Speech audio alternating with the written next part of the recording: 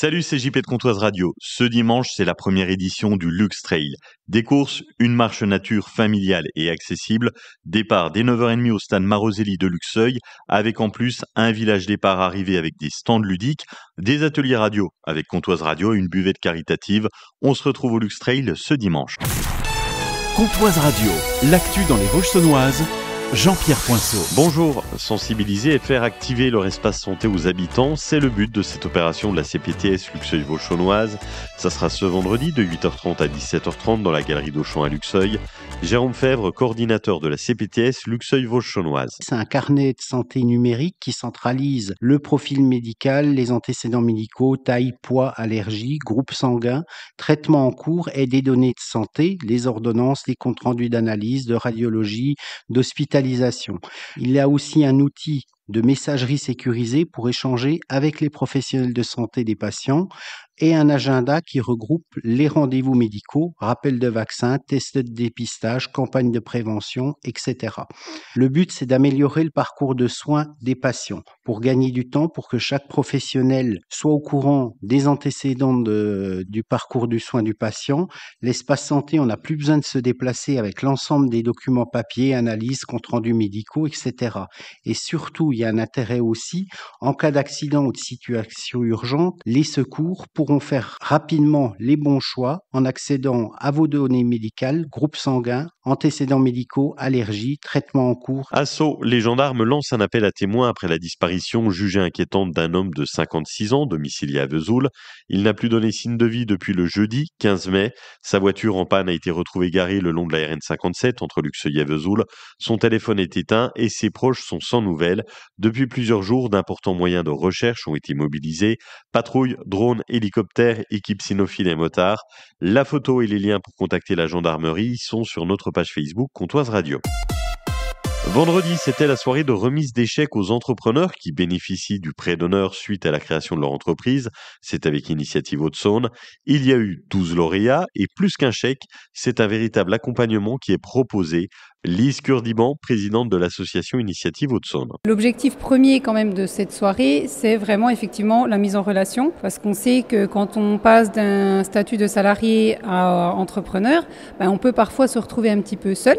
Et là, du coup, ça leur permet d'échanger, de dire finalement, on n'est pas très loin l'un de l'autre, et peut-être aussi de se dire, voilà, j'ai trouvé un appui, et si j'ai quelque chose, via l'intermédiaire d'Haute-Saône Initiative, nous on reste disponible pour les entrepreneurs, mais surtout entre eux, des fois, il y a plus de facilité d'échange parce qu'ils ont suivi le même parcours. Dans les 12 lauréats, Marine Fiol ouvrira dans un mois le resto de Marine au centre-ville de Lure. J'ai été à la communauté de communes des Pays de Lure pour me renseigner suite à l'ouverture de mon deuxième établissement.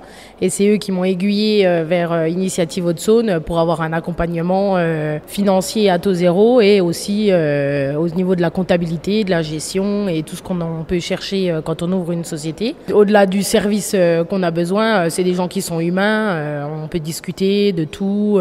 L'ensemble est vraiment parfait, quoi.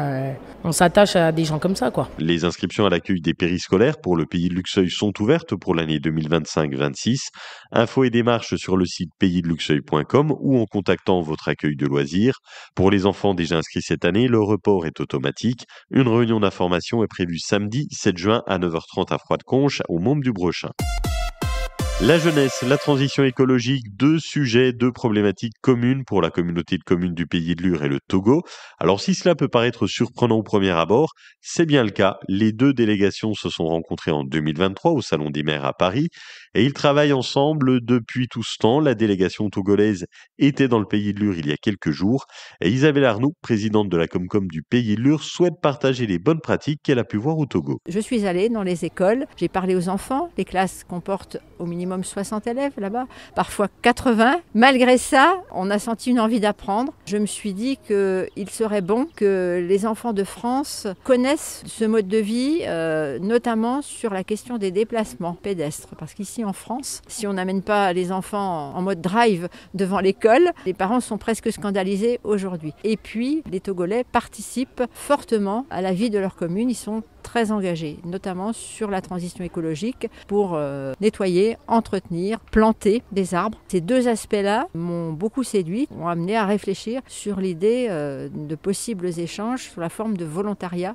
de type service civique, volontariat international, c'est-à-dire que nous pourrions envoyer des jeunes du pays de Lure pour faire une mission au Togo et à l'inverse, accueillir également des jeunes Togolais. Samuel Pissiyou, maire de la commune de Kozatro au Togo, a pu échanger, découvrir la manière dont était gérée entre autres la protection de l'environnement et les forêts en France. Il revient sur ce qu'il a le plus apprécié lors de sa venue à Lure. J'ai bien apprécié l'accueil que nous a réservé la délégation française et puis cette façon toute simple de pouvoir se retrouver avec les Français mais sans grande distinction, on ne sait pas et que nous sommes des étrangers. Bon, du coup, je crois que l'hospitalité a été une bonne hospitalité. Bon, on repart tout satisfait. Beaucoup de nuages, un peu de soleil et des rafales de vent jusqu'à 20 km/h cet après-midi. Comptez 20 degrés au maximum. 17 à Vauvillers, 18 à Saint-Loup, Saint-Bresson et Luxeuil, 18 à Lure, La Côte, Rignevel et Sceaux, 20 à Vesoul. Demain, mercredi, un ciel nuageux, un peu de pluie et jusqu'à 18 degrés au mieux. Belle journée sur Pontoise Radio.